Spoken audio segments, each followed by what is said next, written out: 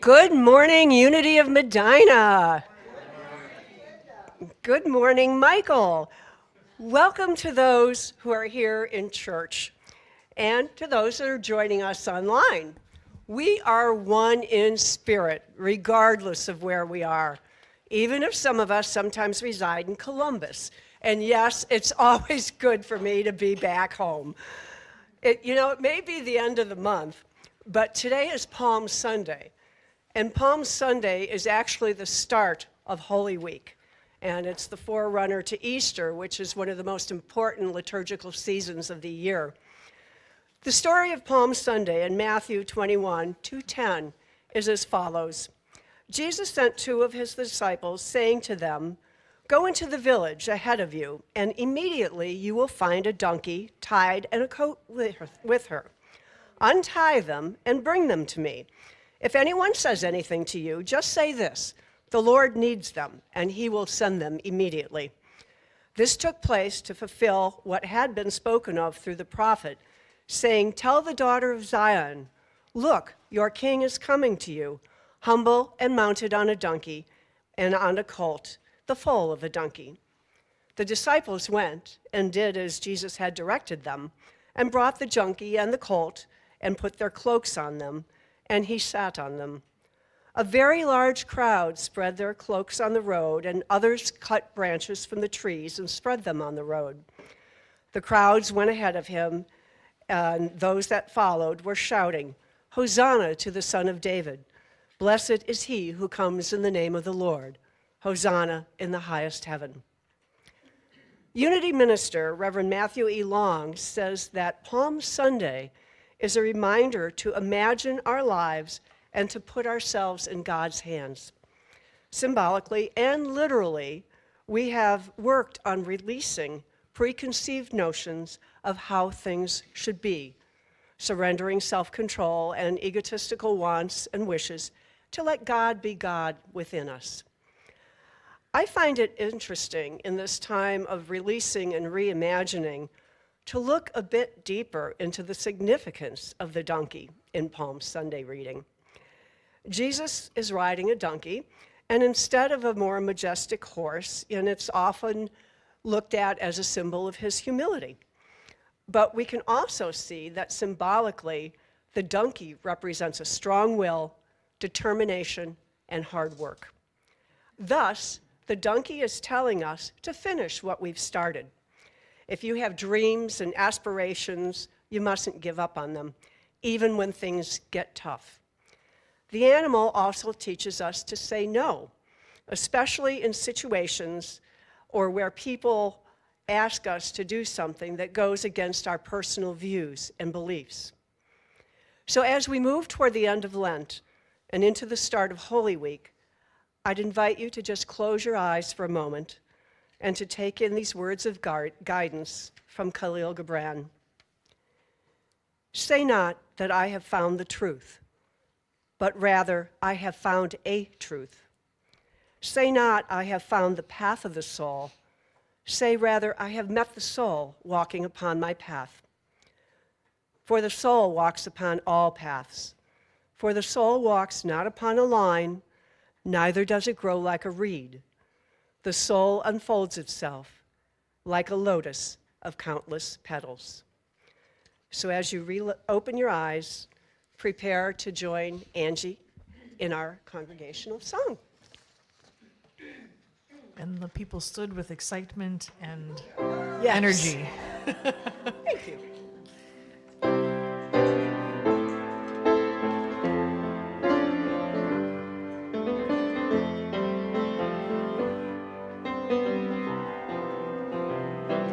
In this house of love, we come together, one with spirit in our hearts. In this house of love, with everything connected, we are perfected in God's light, and we shine. Yes, we shine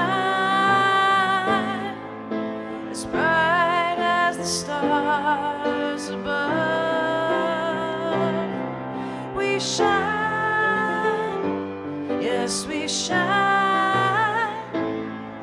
We shine in this house of love, in this house of love. We are family, brothers and sisters in this world, in this house of love. We seek the wisdom that tells us the truth, and we're assured. And we shine, yes, we shine, as bright as the stars above. We shine, yes, we shine. We shine in this house of love.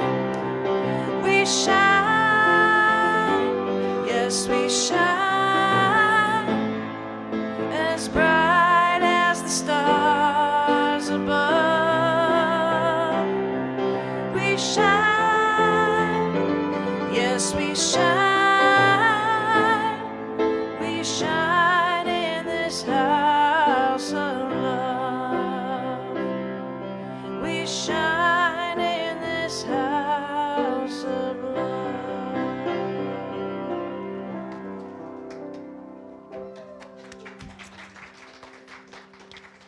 Well, welcome and good morning, everyone.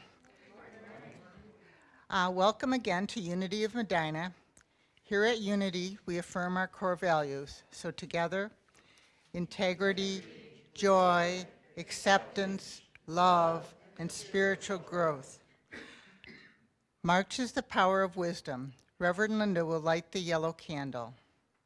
As she is lighting the candle, let us affirm together our affirmation for the month and the power of wisdom. Wisdom guides my words and actions. Today's daily word and affirmation is Palm Sunday. On Palm Sunday, I honor the divine presence within. On Palm Sunday, Jesus made his triumphant entry into Jerusalem, riding a donkey colt, spiritually symbolizing dominion of the Spirit over human nature. Today, I find inspiration in that timeless Bible study. Going forward, I commit myself to mastering my impulses and judgments and continually surrendering my imperfections to the Christ within. My commitment in regularly going to the upper chamber of my consciousness smooths the rough edges of my mind and opens my heart to perfect love and purity. By following Jesus' example, I proceed with the confidence and courage along the path of fulfillment and transcendence. Thank you.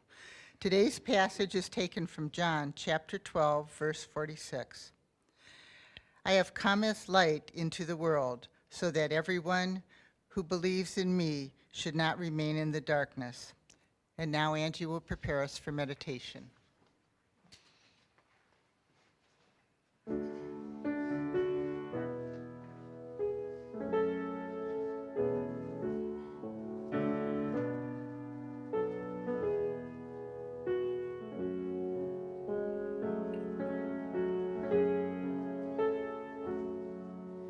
Here and now, I am free. I go inside peacefully. Where I look, let there be blessings here for me. Blessings here I see.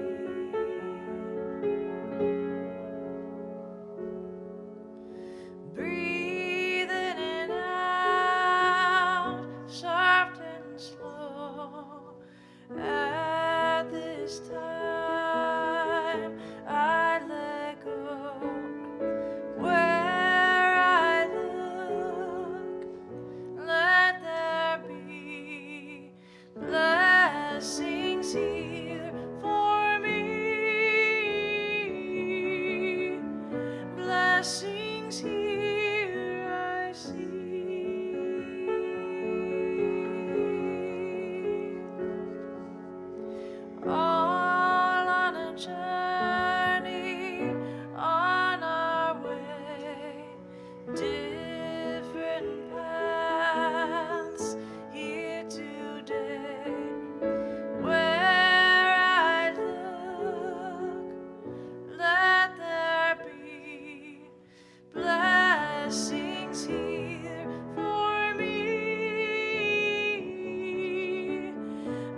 Blessings here I see. Blessings here for me. Blessings here I see.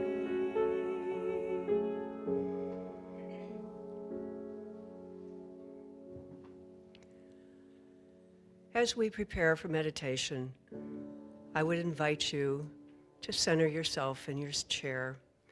Feel the support of the chair below you. With your feet on the ground, feel that connection to Mother Earth. Know that you were supported on all levels.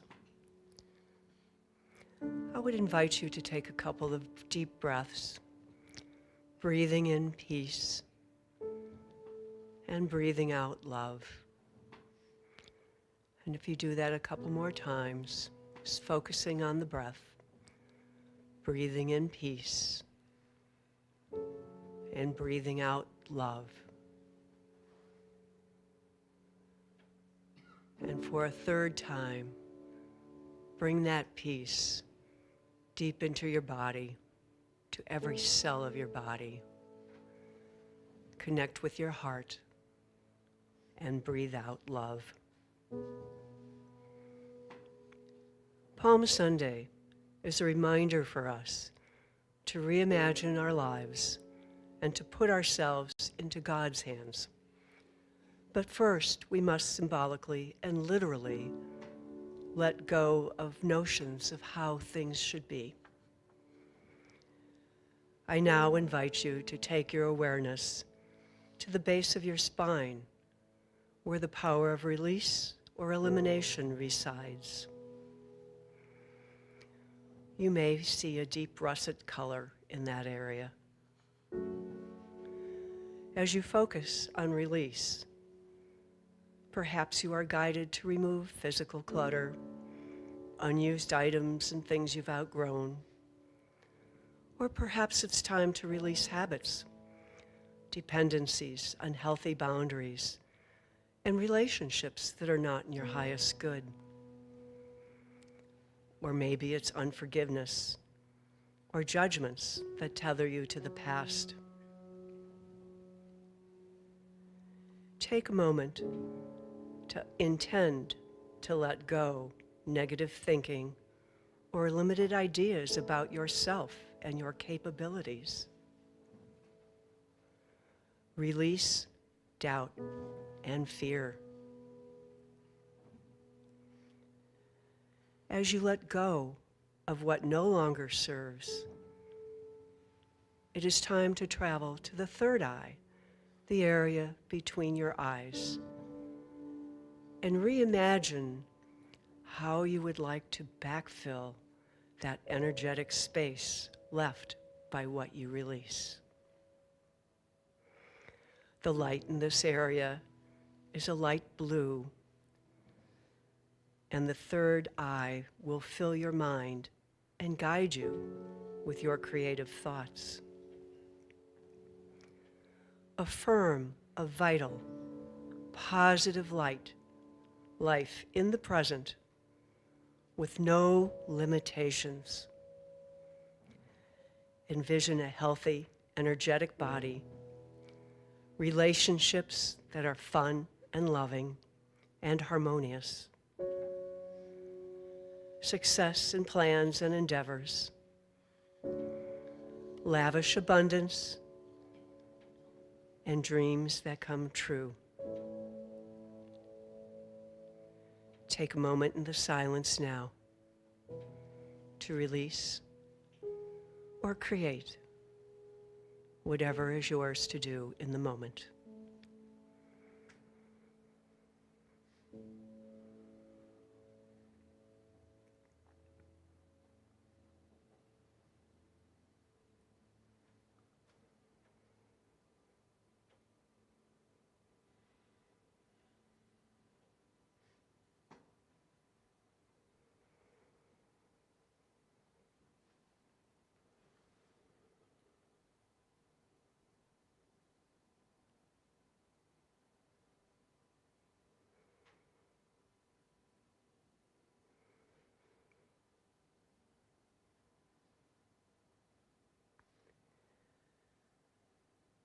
Know that as we do this together, we amplify our thoughts, dreams, and imagination. Take a few moments to give gratitude for this time of release and renewal. And if you're ready, take a few deep breaths. Slowly move your body and return to this time and this place on the waves of Angie's music.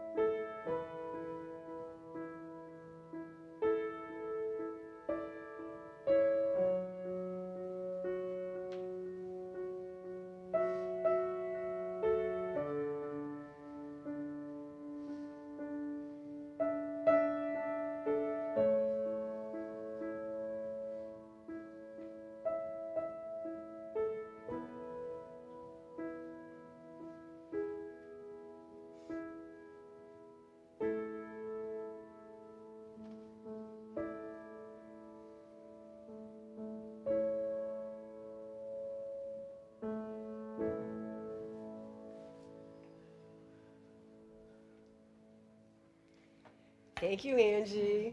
I hope you all realize how much she brings to this service. You know I come back up here for you, Angie. And everybody else, too. You know, it was interesting. President Carter issued the first presidential declaration of declaring the week of March 8th, 1980, as Women's History Week. This marked the official start of national recognition that later expanded to Women's History Month in 1987. In proclaiming this week, President Carter said, "From the first settlers who came to our shores, from the first American Indian families who befriended them, Men and women have worked together to build this nation. Too often, women were unsung, and sometimes their contributions went unnoticed. But the achievements, leadership, courage, and strength and love of the women who built America was as vital as that of the men whose names we know so well. In February 2025, federal agencies were directed to dismantle all public-facing web-based or social media content related to DEI, diversity, equity, and inclusion. But Unity is not a federal agency, and we acknowledge and celebrate all people, regardless of race, gender, color, creed, sexual orientation, ethnicity, or any other descriptor you care to add to that sentence. In March, we especially celebrate women during Women's History Month, and as we did in February with Black History Month. Unity is diverse and inclusive, and we celebrate it. It took more than 200 years for the U.S. to recognize women. This was after the suffragette movement and the right to vote, the civil rights movement and the rights for all women, Roe v. Wade legalizing abortion, and each of these rights was a hard right to attain.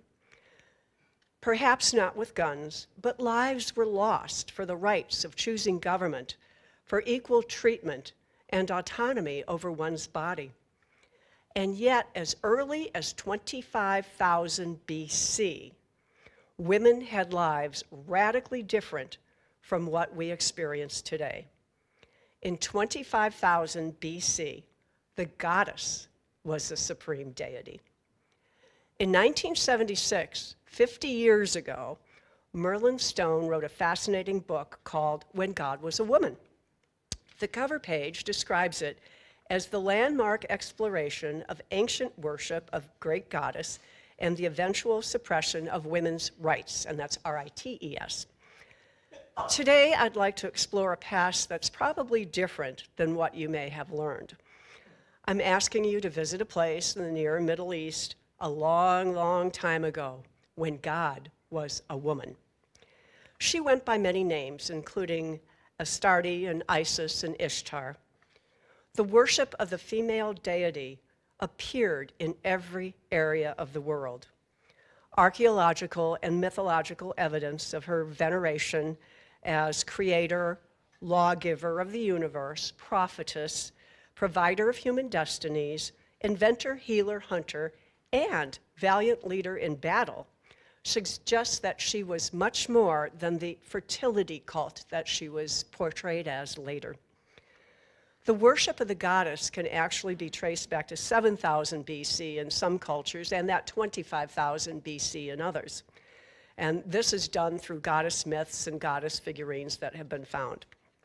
The first written example of the goddess religions were in Samaria around 3200 BC. The invention of writing and editing was actually attributed to the goddess. And the female was revered as the giver of life. Only woman could produce after her own kind. Back then, man's part in the birth process was not recognized. Stone explains that matrilineality was the result of this, in which inheritance takes place through the female line, and sons, husbands, or brothers would gain access to title and property only as a result of their relationship to the woman who was the legal owner. In early society, women were the main sources of wealth. The women were the owners of the house, they were the producers of food, and they provided shelter and security. Man was dependent on woman economically. 49 years before the birth of Christ, Diodorus Siculus, a man from Roman Sicily, wrote of his travels in northern Africa and some of the Near Eastern countries. And this is what Diodorus wrote, so there's written record of this. All authority was vested in the woman who discharged every kind of public duty. The men looked after domestic affairs just as the women do among ourselves and did as they were told by their wives. They were not allowed to undertake war service or to exercise any functions of government or to fill public office, such as might give them spirit to set themselves up against women. The children were handed over immediately after birth to the men, who reared them on milk and foods suitable for their ages. He also wrote about the goddess Isis, worship of the goddess Isis. And according to Egyptian religion, Isis was revered as the inventor of agriculture, as a great healer and physician, and the one who first established the laws of justice in the land. In the worship of the female deity, sex was her gift to humanity. It was sacred and holy, so sacred and holy that it was enacted in the shrines and the temples of the goddess. It was customary for many women to live in the temple complex. The temples owned much of the arable land and the domestic animals, and they kept the cultural and economic records, and they generally controlled society. The women of the temple took their lovers from the men in the community, and again, this was an act of honor to the divine ancestress, a sacred and holy act. This eventually was turned into the wanton woman description. Diodorus wrote that as a result of the reverence paid to the goddess, the laws of Egypt ordained that the queen should have greater power and honor than the king, and that among private persons, the wife should enjoy authority over husbands, husbands agreeing in the marriage contract that they will be obedient in all things to the wife. The worship of the female deity was not totally suppressed until the time of the Christian emperors of Rome and Byzantium. The recorded, and that was probably about 500 AD, before the temples were actually eliminated. Stone attributes the decline of the goddess as Queen of Heaven to the influx of northern invaders, or the Indo-Europeans. These people arrived in a series of migrations over at least 1,000 years, and the recorded history of these invasions begins around 2300 BC. These invaders viewed themselves as superior people based on their ability to conquer the more culturally developed earlier settlers, the people of the goddess.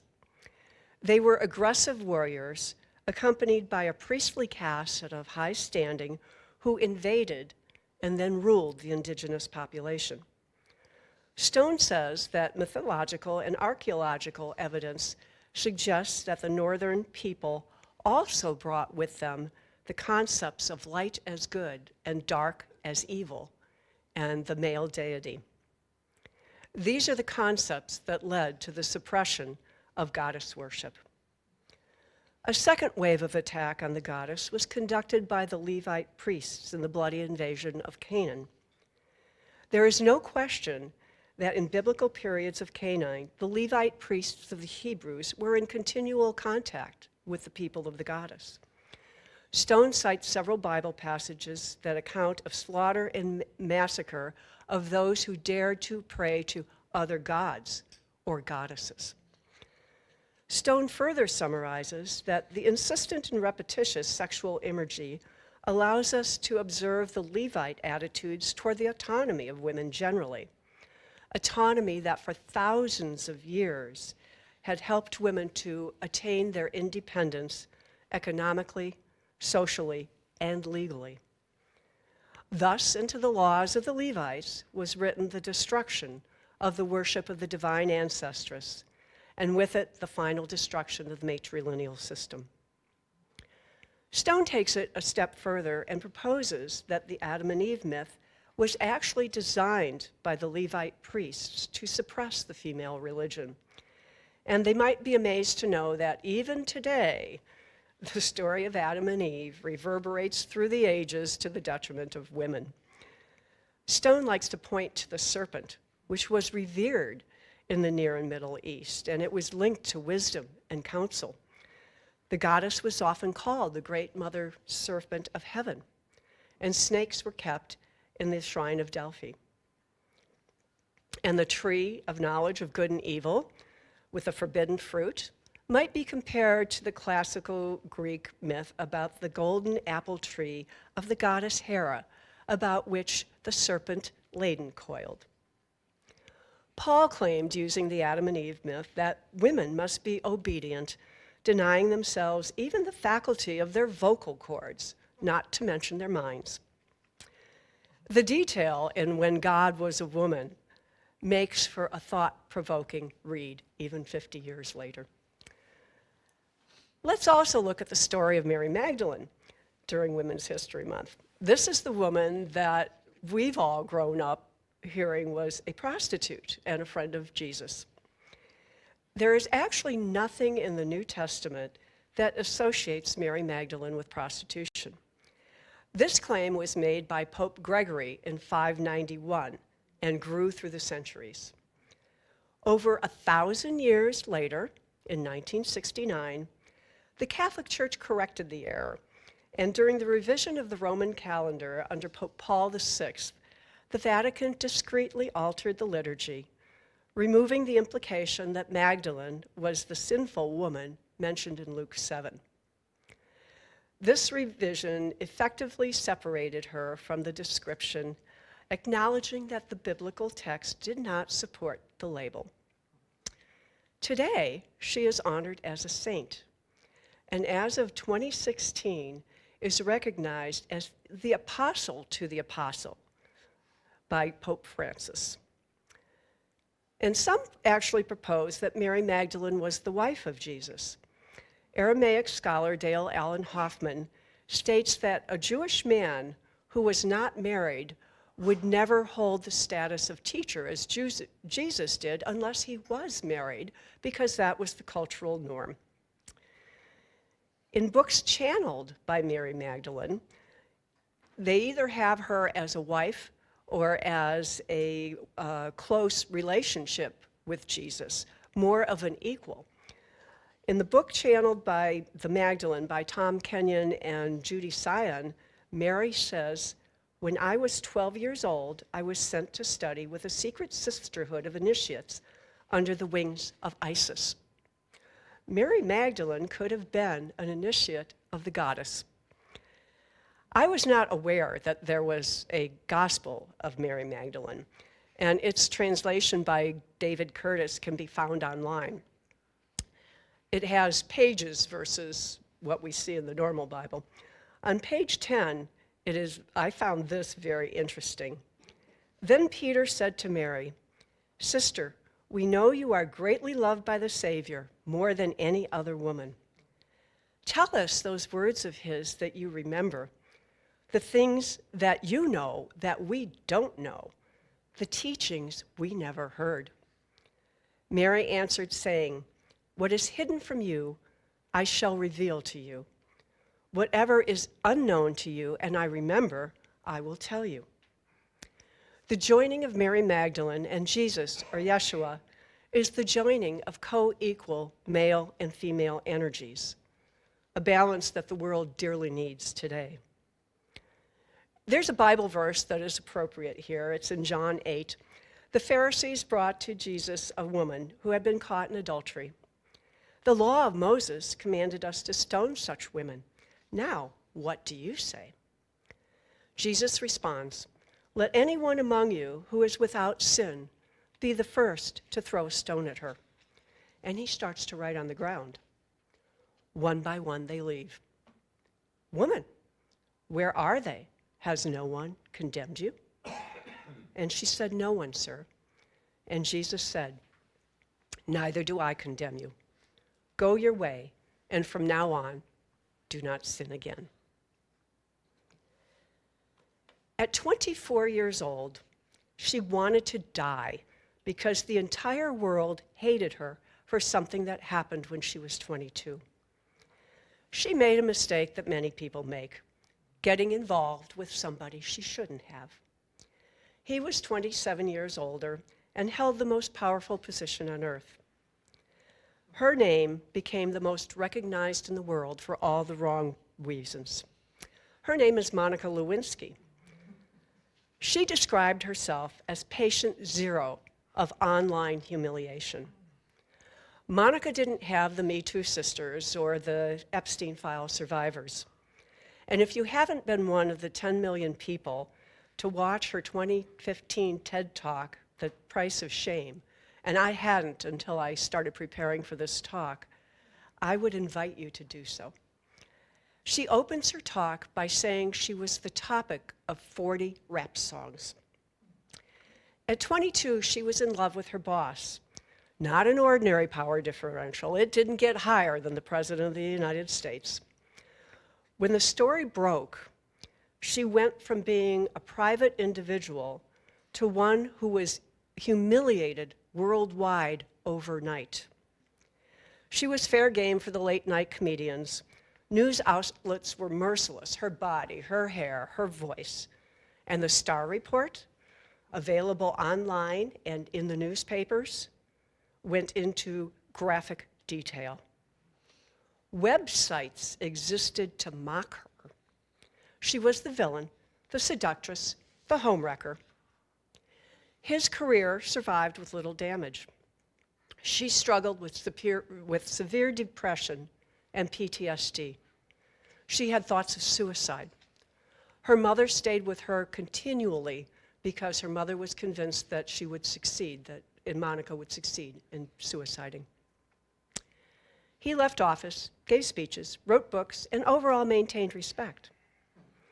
She didn't give interviews, write memoirs, or cash in on her fame. She couldn't get a job. She disappeared from public life, and she moved to London. She just survived. She earned a master's degree in social psychology from the London School of Economics in 2006. She studied trauma and public shaming, trying to understand what happened to her and why it nearly killed her.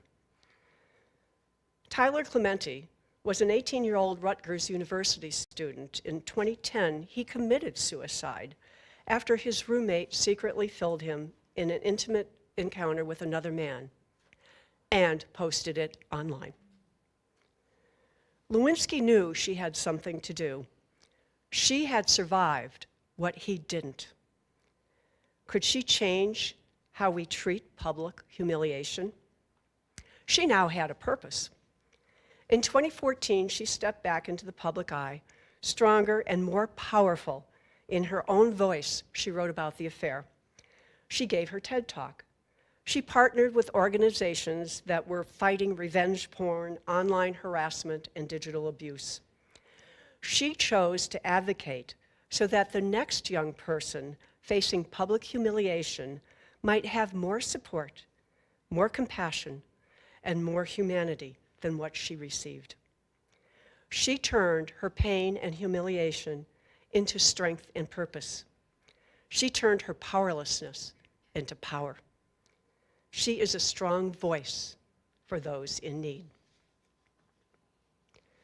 Let anyone among you who is without sin be the first to throw a stone at her. Another woman I'd like to recognize during Women's History Month is Mary Ann Booty, Episcopal Bishop of Washington. She came to national and international fame for speaking truth to power during the inaugural prayer service at the Washington National Cathedral. Her words caused a tidal wave of emotion, both positive and negative, and her words were these: "Let me make one final plea, Mr. President. Millions have put their trust in you, and as you told the nation yesterday, you have felt the providential hand of a loving God. In the name of that God, I ask you to have mercy upon the people of our country who are scared now. There are gay, lesbian, and transgender children in Democratic, Republican, and independent families, some of whom fear for their lives." She also defended the immigrants whose lives were about to be upended by mass deportation orders. She points out that the culture of contempt in which we live causes people to immediately rush to the worst possible interpretations of what people are saying. She refused to apologize for asking for mercy for others. While the House of Representatives introduced H.R. 59, condemning her sermon as political activism, her colleagues in religions around the world were voicing their support. the United Church of Christ responded, "The voice of faith leaders must be heard in public square, calling truth to power at all times." We commend the courage and wisdom of Bishop Booty. Bishop Booty has continued to lead and to advocate. In 2023, she published How We Learn to Be Brave, The Decisive Moments in Life and Faith, and it's definitely worth a read. In it, she explores what she calls decisive moments, pivot points when we're called to push past our fears and to act with strength.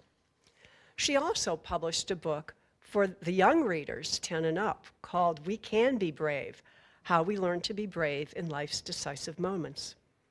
And what I found exciting is her community workshop, Be Brave Together. The 3-hour online workshops guide participants through reflection in small group conversations, helping them to identify defining moments where bravery plays a role, to recognize the barriers to taking action, and to integrate bravery into daily life.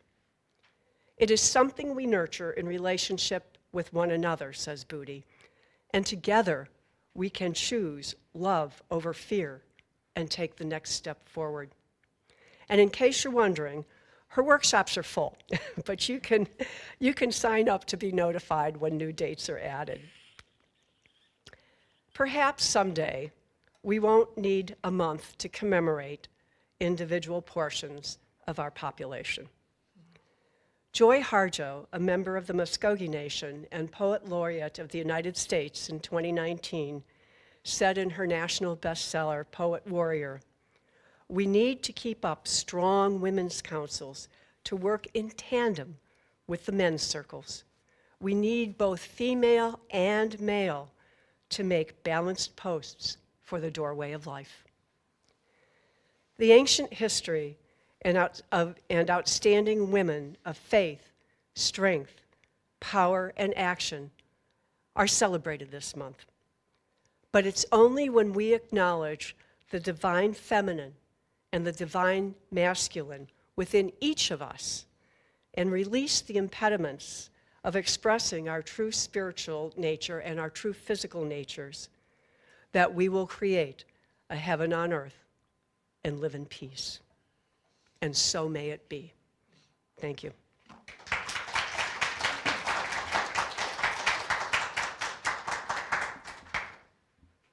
Thank you so much for that. That was great. I have a song that I've done here before. It's by, I don't know if I'm going to say this name right, Ajit Kaur.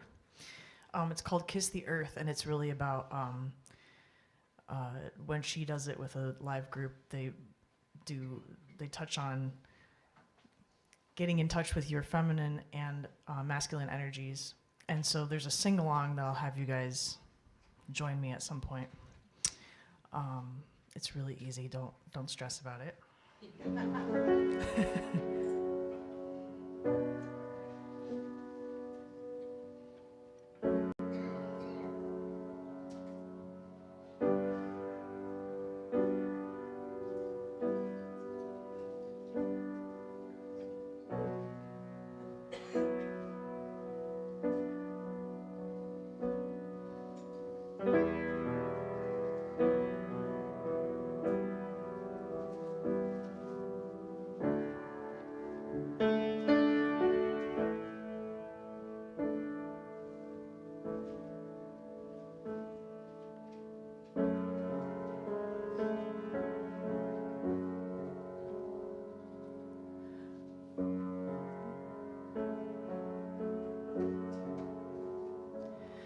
Walk quietly, my love.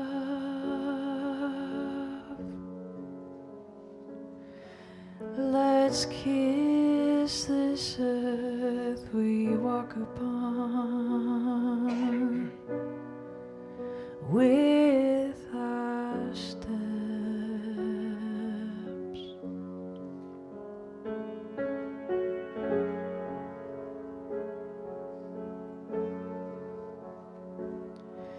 What is the sound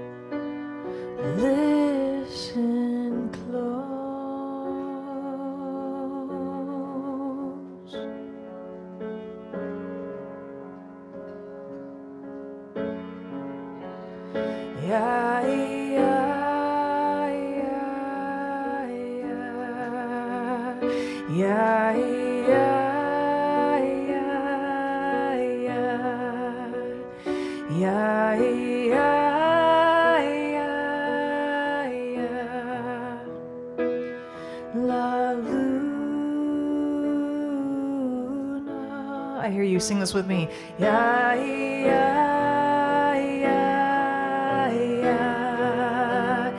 Ya, ya, ya, ya. Ya, ya, ya, ya. La luna.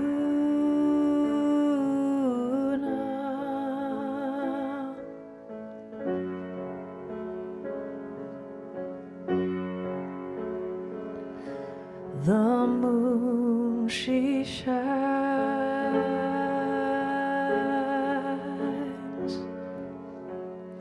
in the silence of your mind. Close your eyes.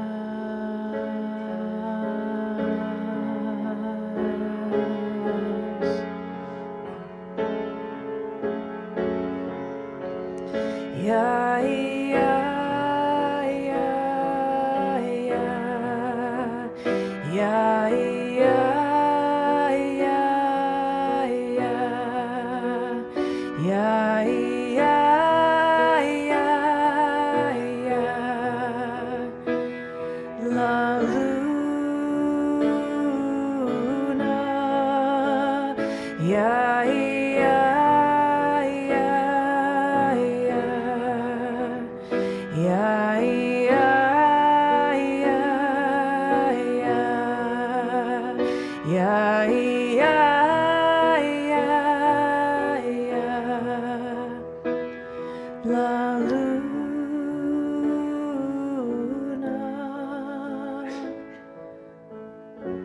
Okay, this next part is going to be connecting to your divine masculine energy.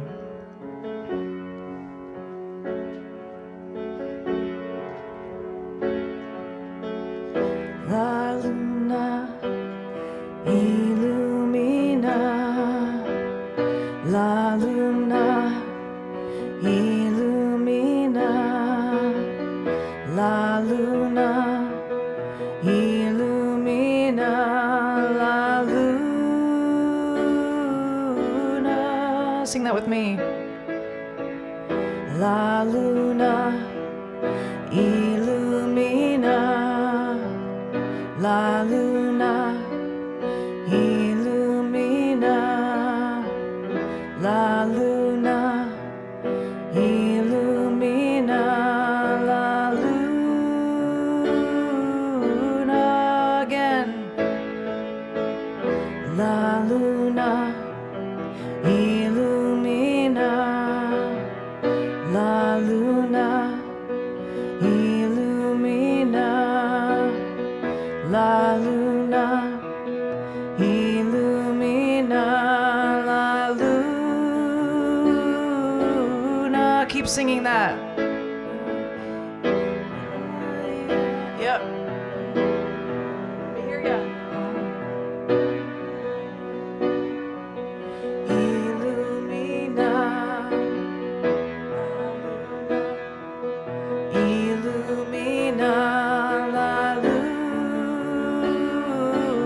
I'm gonna sing a different part. Keep going.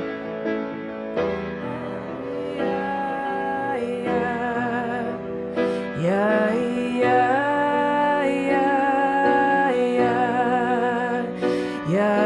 yeah, yeah, yeah. La luna. Join me in this one. Yeah, yeah, yeah, yeah, yeah, yeah, yeah, yeah, yeah, yeah, yeah, yeah. La luna. Keep going. Yeah, yeah. La luna. Yep. Illumina. Yeah, illumina. La luna. Illumina, la luna. Yeah, yeah, yeah, yeah.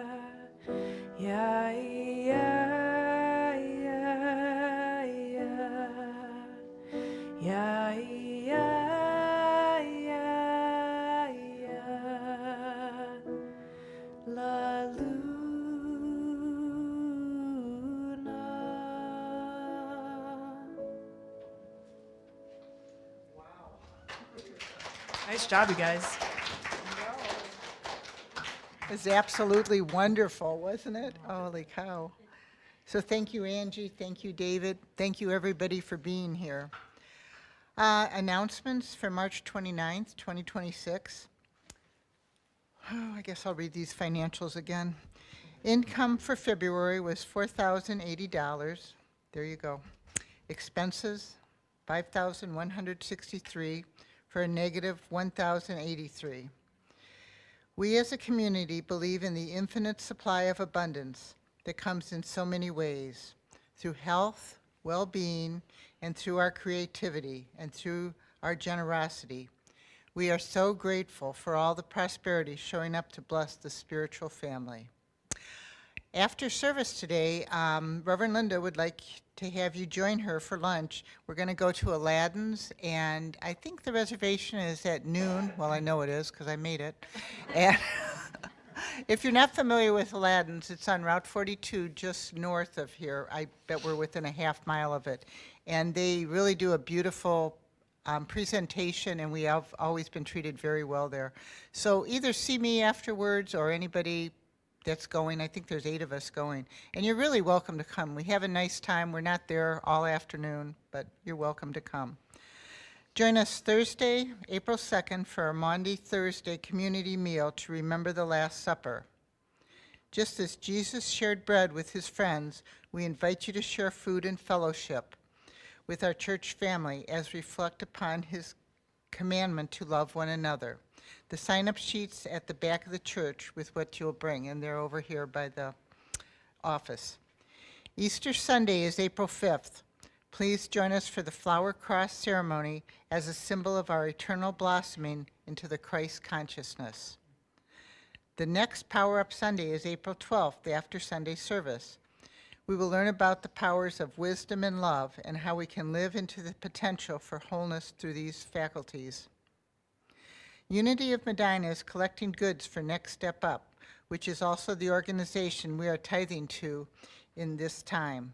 Please bring in any items on the list and we will coordinate with them to distribute. Next Step Up is also looking for groups to help with decorating for spring. Contact Reverend Michelle for more information.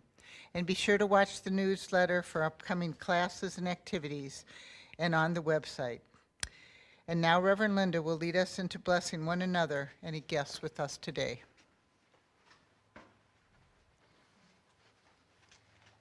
Do we have anybody here for the first time? Didn't look like it. Good, we're family. Let's bless each other. We love you. We bless you. We behold the Christ in you. Thank you for being here. And now it's time for our offertory prayer. And just hold these words in your heart and let them move forward. Divine love, through me, blesses and multiplies all that I am, all that I have, all that I give, and all that I receive. We are grateful. We take all that we are and all that we have, and then we circulate. We take the gifts that God gives and the love that we live, and then we circulate. We look around and we share to show others we care, to extend God's plan of love, to be all that we are, to share all that we have. We circulate. Take all that we are and all that we have, and then we circulate. We take the gifts that God gives and the love that we live, and then we circulate. We look around and we share to show others we care, to extend God's plan of love, to be all that we are, to share all that we have. We circulate.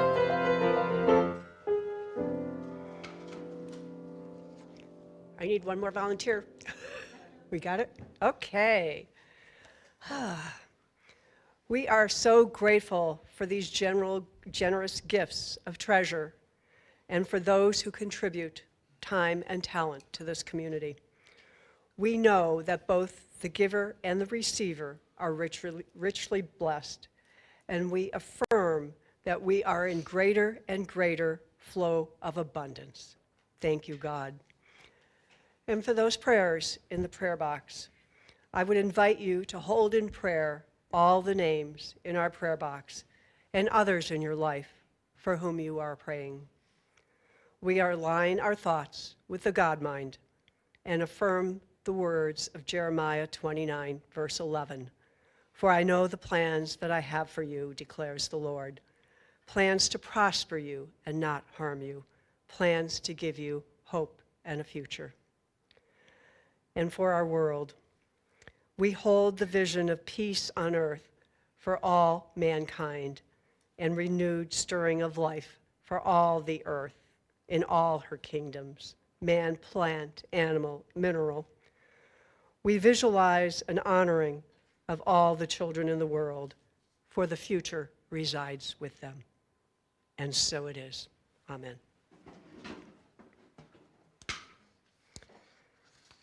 Okay, and it's time to circle up. Circle up.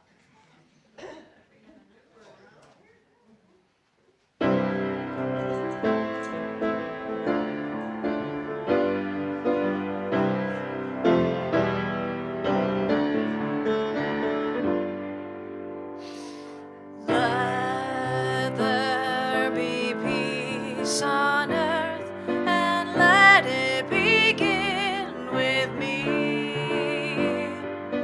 Let there be peace on earth, the peace that was meant to be, with God as creator, united all are we.